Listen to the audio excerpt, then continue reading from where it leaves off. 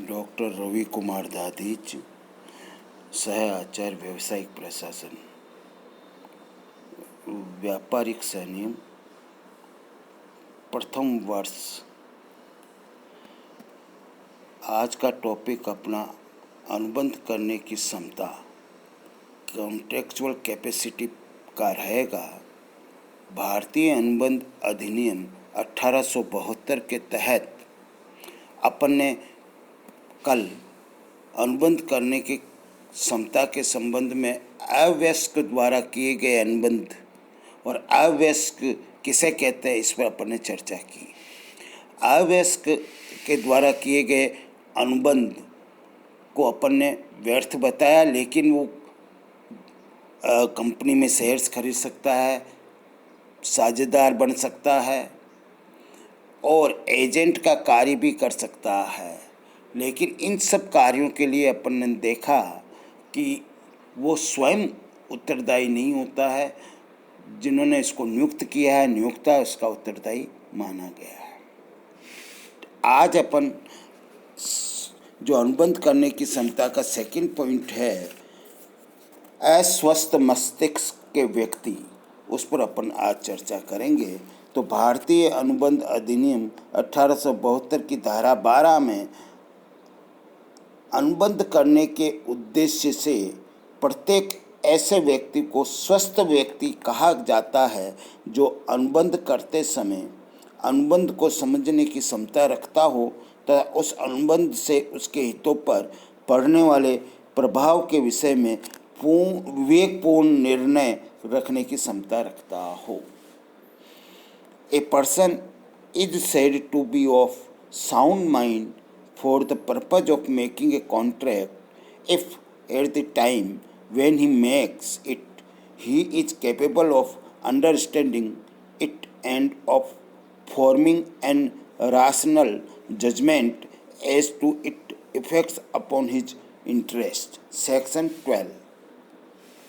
इस परिभाषा का अध्ययन करने से स्पष्ट हो जाता है और बहुत ही सामान्य शब्दों में अपन कह सकते हैं कि स्वस्थ मस्तिष्क का व्यक्ति वह होता है जो अनुबंध करते समय अनुबंध को समझने की क्षमता रखता हो तथा उस अनुबंध से अपने हितों पर पड़ने वाले प्रभाव को समझने तथा विवेकपूर्ण निर्णय करने की क्षमता रखता हो।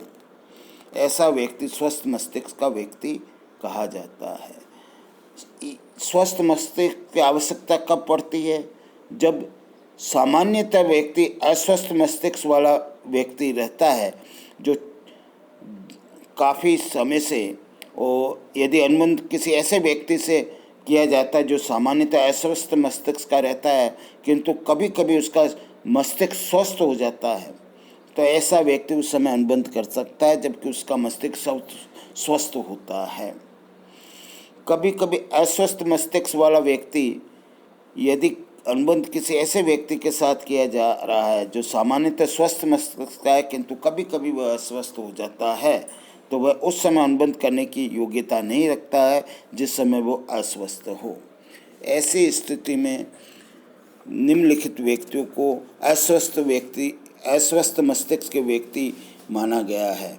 फर्स्ट, मूर्ख अथवा पैदाइशी मूर्ख अथवा निर्बुद्धि अथवा मूढ़ व्यक्ति। ये व्यक्ति वह होता है जिसमें जन्म से ही सोचने समझने की क्षमता नहीं होती है।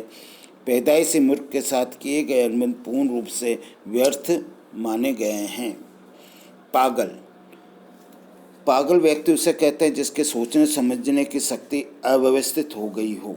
ऐसा व्यक्ति कभी कभी स्वस्थ मस्तिष्क का हो जाता है और कभी अस्वस्थ मस्तिष्क का होता है। ऐसा व्यक्ति उस समय अनुबंध करने की योग्य समझा जाता है जबकि वह स्वस्थ मस्तिष्क का हो, किंतु यदि उसे भारतीय पागल अधिनियम के अधीन पागल घोषित कर दिया गया है तो वह व्यक्ति कभी कभी स्वस्थ मस्तिष्क का होने पर भी अनुबंध नहीं कर सकेगा। तीसरा, शराबी। यदि शराब के प्रभाव में कोई अनुबंध या ठहराव किया जाता है तो वह ठहराव व्यर्थ होता है। चौथा, वृद्धावस्था से पीड़ित व्यक्ति। बीमारी, बुखार या वृद्धावस्था से पीड़ित व्यक्ति या मानसिक रूप से ठीक नहीं है और वो अगर अनुबंध कर लेता है तो ऐसा अनुबंध व्यर्थ माना जाएगा। और ऐसे समय में अनुबंध किए जाने पर इसके सिद्ध करने का भार उन व्यक्तियों के संबंध होगा जो स्वस्थ मस्तिष्क के हैं। वो सिद्ध करेंगे कि मैंने जो अनुबंध किया है उस समय ये व्यक्ति स्वस्थ था। तो सिद्ध करने का भार स्वस्थ व्यक्ति जिसने उसके साथ अनुबंध किया है उसका रहता है।